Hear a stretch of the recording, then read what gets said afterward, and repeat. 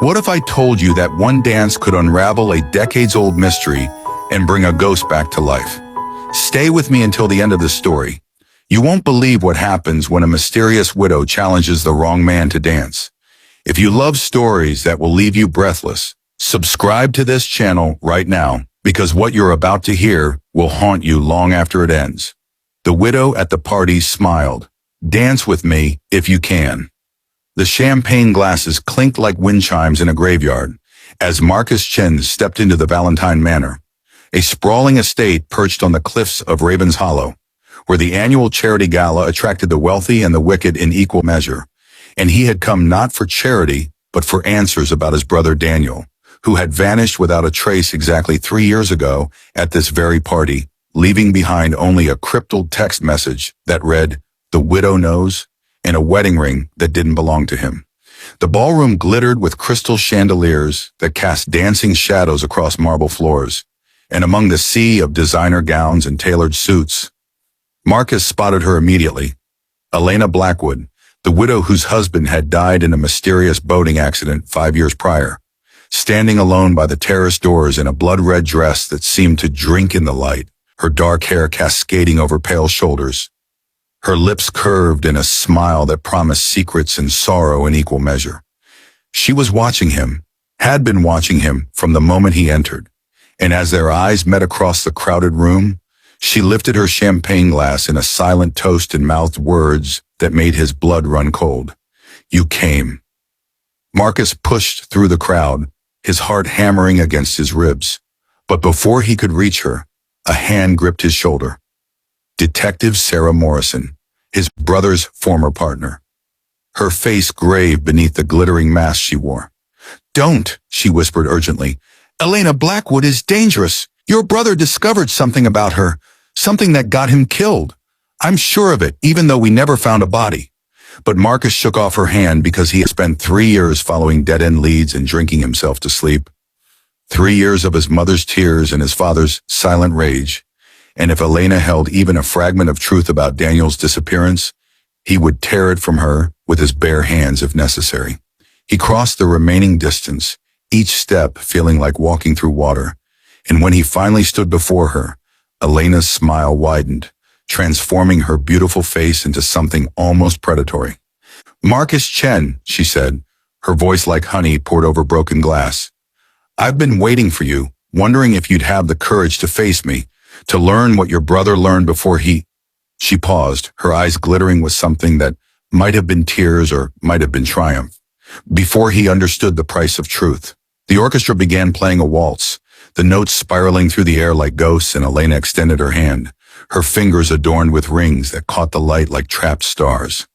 "Dance with me," she said, her smile never wavering. "If you can." It wasn't a request, but a challenge.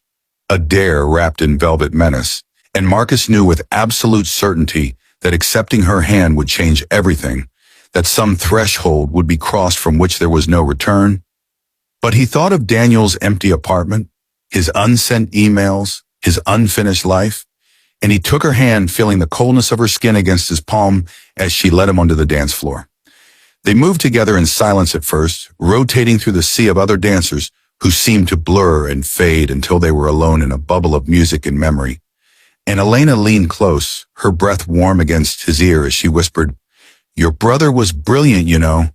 He figured out what no one else could.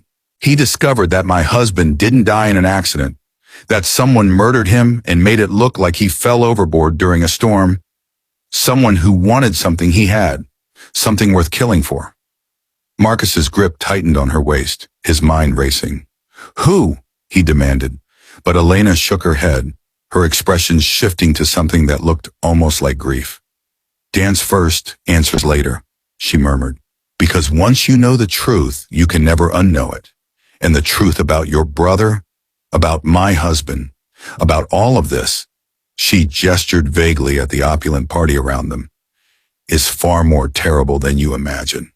They spun across the floor, and Marcus noticed things he hadn't seen before. The way certain guests watched Elena with naked fear, the way others avoided looking at her entirely, the way Detective Morrison tracked their movement from the shadows with her hand resting on something concealed beneath her jacket. Daniel came to me 6 months before he disappeared, Elena continued, her voice so low only Marcus could hear. He had been investigating a series of financial crimes, money laundering through charity organizations, and the trail led him here to Valentine Manor, to my husband's former business partner, Richard Valentine, who now owns this estate and hosts these parties to maintain his facade of respectability. Marcus's eyes found Richard Valentine across the room, a silver-haired man with a politician's smile, surrounded by admirers, looking every bit the philanthropist.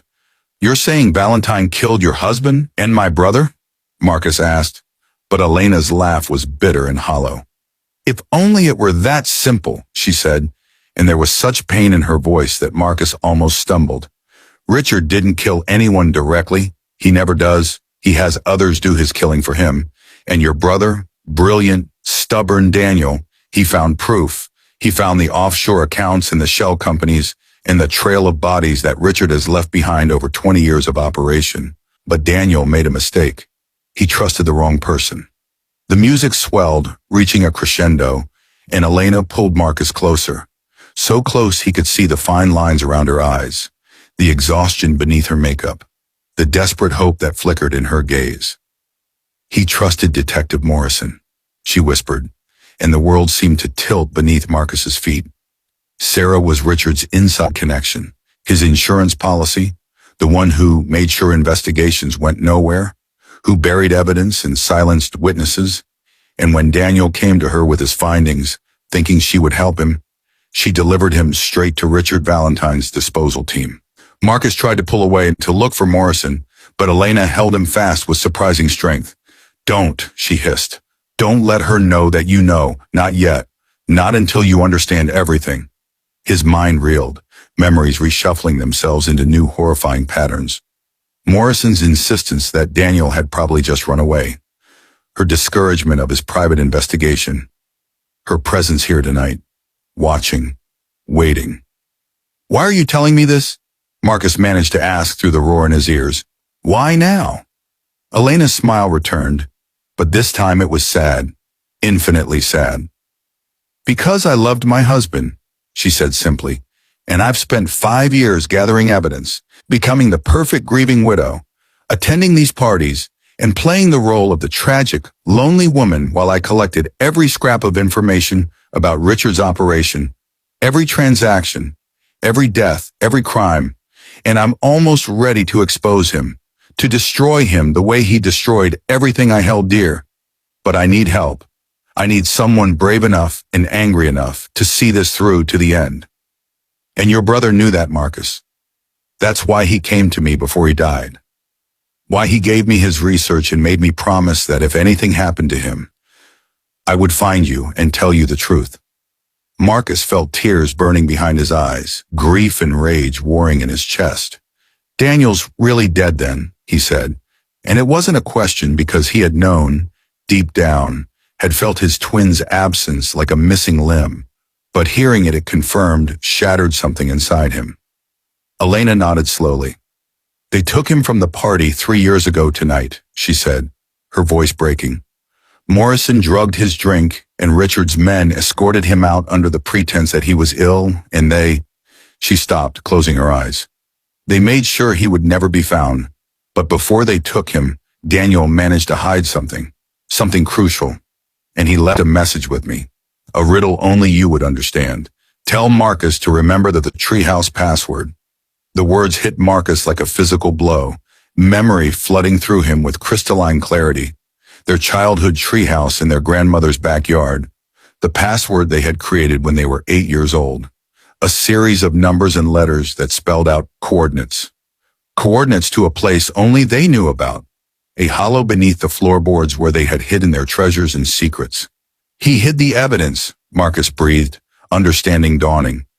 "Everything he found, he hid it in case something happened to him." Elena nodded, relief washing over her features. "I've been waiting 3 years for you to come, hoping you would, praying you would have the courage your brother had. Because I can't do this alone, Marcus. I can't bring Richard down without the evidence Daniel collected, and I can't retrieve it because Morrison has been watching me constantly, waiting for me to make a move that would lead her to whatever Daniel hid. The music ended, the final notes hanging in the air like a hell breath, and the dancers around them applauded politely, the spell breaking, reality crashing back. Elena stepped away, her composure sliding back into place like a mask, but her eyes held Marcus's with desperate intensity. "Meet me at midnight at the old lighthouse on the North Beach," she whispered. "Bring the evidence if you can get it, and we'll end this tonight. We'll make them pay for what they've done. But be careful, Marcus, because Morrison is watching, and Richard has eyes everywhere in this town." Before Marcus could respond, a hand clapped down on his shoulder. Richard Valentine himself, his smile wide and empty. "Elena, my dear, you look radiant as always," Valentine said, his voice smooth as oil. "And who is this handsome young man you've been monopolizing?" Elena's transformation was complete, her expression shifting to one of bored politeness. "Just a charity donor, Richard," she said dismissively. "No one important." The words were meant to protect him, Marcus understood, but they still stung, and he played along, mumbling pleasantries and excusing himself, feeling Valentine's eyes burning into his back as he walked away. He found Detective Morrison waiting by the bar, her expression unreadable behind her mask. "Did you get what you came for?" she asked casually, but there was something sharp in her tone, something predatory, and Marcus forced himself to lie smoothly. "Just a dance," he said, shrugging. She didn't know anything about Daniel, just offered condolences. Morrison studied him for a long moment, and Marcus felt sweat trickling down his spine, wondered if she could see through his deception, if even now she was calculating how to eliminate this new threat. "Good," she finally said. "Then maybe you can finally move on. Let your brother rest in peace." The phrase was wrong, all wrong, and Marcus recognized it as a test. Morrison had been at the funeral, had heard his mother say over and over that she wouldn't rest until Daniel came home, that there would be no peace without answers. "Maybe," Marcus said non-committally, and he left the party quickly, his mind already racing ahead to his grandmother's old house, now abandoned and waiting for demolition, to the tree house that still stood in the overgrown backyard, to the secrets his brother had died to protect. He drove through the night, speeding along dark country roads, checking his rearview mirror constantly for following headlights, and when he finally reached the property, it looked haunted in the moonlight, windows like empty eyes, the treehouse a skeletal shadow against the stars. Marcus climbed the rickety ladder, wood groaning under his weight, and in the corner where they had carved their initials 30 years ago, he found the loose board, and beneath it, a waterproof bag containing USB drives, documents, photographs, and a letter in Daniel's handwriting that began, "Marcus, if you're reading this, I'm probably dead, but don't mourn me, brother, avenge me." Marcus read by flashlight, tears streaming down his face as Daniel's words detailed everything: the money laundering operation, the murders disguised as accidents, Morrison's complicity, Valentine's empire of corruption, and most devastating of all, Daniel's final entry written the night of the party 3 years ago. "I'm going to confront Morrison tonight. I know it's stupid, but I can't wait any longer. People are dying, and I have the proof to stop it. If something happens to me, the evidence is here. Finish what I started. Make them pay. I love you, brother. Take care of Mom and Dad. Tell them I tried to do the right thing." Marcus clutched the documents to his chest, rage and grief consuming him in equal measure. And then he heard it, a car engine in the distance, coming closer, and he knew with cold certainty that Morrison had followed him, that his charade had failed, that he had minutes at most before they came for him, just as they had come for Daniel. He stuffed the evidence into his jacket, climbed down from the treehouse and ran toward the woods, branches tearing at his clothes, his breath coming in ragged gasps, and behind him he heard voices shouting, flashlights cutting through the darkness like searching fingers. Marcus made it to the beach, the lighthouse rising before him like a beacon of salvation, and Elena was there, emerging from the shadows, her red dress replaced by black tactical gear. And she wasn't alone. 3 men stood with her, professional, armed, and Marcus understood that Elena Blackwood had been preparing for war. "Did you get it?" she demanded, and when Marcus handed over the bag, Her expression transformed into something fierce and triumphant. "Then we end this now," she said, pulling out her phone and pressing a button. "I've already contacted the FBI. Real agents this time, not Valentine's corrupted local forces. They're on their way, but Morrison and Valentine won't go quietly. They'll try to kill us all to protect themselves. So we make our stand here." The lighthouse, Marcus realized, was a fortress. Elena had prepared it, stocked it, turned it into a final refuge. And as Morrison's vehicle screeched to a halt on the beach and figures poured out into the darkness, Elena's team took positions, and Marcus found himself handed a weapon he barely knew how to use. Thrust into a nightmare that felt impossible, and yet was horrifyingly real. "Your brother fought back when they came for him," Elena said quietly as they waited. "He didn't go quietly. He made them work for it. He died a hero, Marcus, and tonight we make sure his death meant something." The first shots rang out, shattering the night, and what followed was chaos, gunfire and shouting, Morrison's voice screaming orders, Valentine's silhouette visible in the distance, directing his forces like a general commanding an army, and Marcus fired blindly, wildly, thinking only of Daniel, of justice, of ending the nightmare that had consumed 3 years of his life. But then something miraculous happened. Sirens wailing in the distance, dozens of them growing louder, and helicopter searchlights suddenly illuminating the beach like daylight, and a voice booming through a megaphone commanding everyone to stand down, to drop their weapons, announcing the arrival of federal agents. Valentine's forces scattered immediately, self-preservation overriding loyalty, and Morrison stood frozen in the open, her gun hanging uselessly at her side, her face a mask of disbelief and defeat. And Valentine himself tried to run, but was tackled by agents before he made it 10 feet. In the aftermath, as the sun began to rise over the ocean, painting the sky in shades of golden crimson, Marcus sat on the lighthouse steps, wrapped in a shock blanket, watching as Morrison and Valentine were led away in handcuffs, their empire crumbling in real time as agents seized documents and made arrests across the city based on Daniel's evidence. Elena sat beside him, her makeup smudged, her eyes red from crying, and she took his hand gently. "I have something else to tell you," she said, her voice trembling. "Something Daniel made me promise to reveal only if we survived this night. Only if we won." She pulled out a photograph, and Marcus's world stopped. It showed Daniel, alive, recovering in what looked like a hospital bed, bandaged and weak but unmistakably, impossibly alive. "He survived," Elena whispered, fresh tears streaming down her face.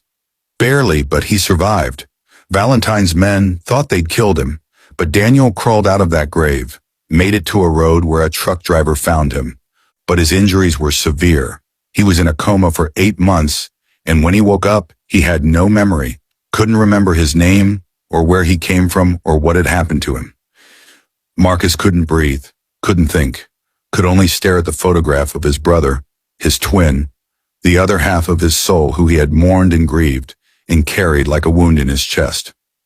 "I found him 6 months ago," Elena continued, "through a missing persons database, and when I showed him pictures of his old life, slowly, carefully, his memory started returning. But he was so damaged, Marcus, physically and mentally, and he made me promise not to tell you until it was safe, until Valentine and Morrison were finished, because he couldn't bear the thought of you being used as bait to get to him." "Where is he?" Marcus managed to ask through his tears, and Elena smiled, really smiled, for the first time since he'd met her. "Waiting for you," she said, "at a safe house about 20 miles from here, waiting to see his brother again, waiting to come home."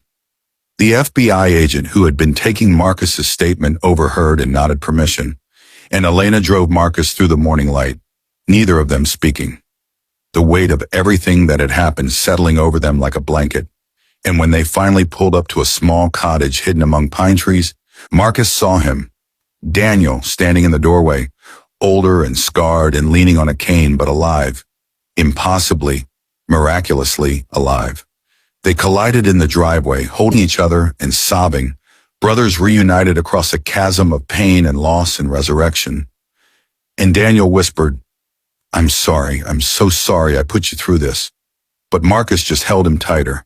unable to speak, unable to do anything but marvel at the miracle of his brother's beating heart, his living warmth, his presence restored from death itself. And in that moment, Marcus understood that the widow at the party hadn't just challenged him to dance. She had challenged him to believe in impossible things, in justice and resurrection, in the power of truth to shatter even the darkest lies. And together, through pain and sacrifice, through 3 years of hell and 1 night of reckoning, they had won. They had brought monsters to justice and restored what had been stolen. And though the scars would never fully heal and the nightmares would linger for years to come, they had each other. They had survived, and that was enough. That was everything. That was the miracle that would sustain them through whatever came next.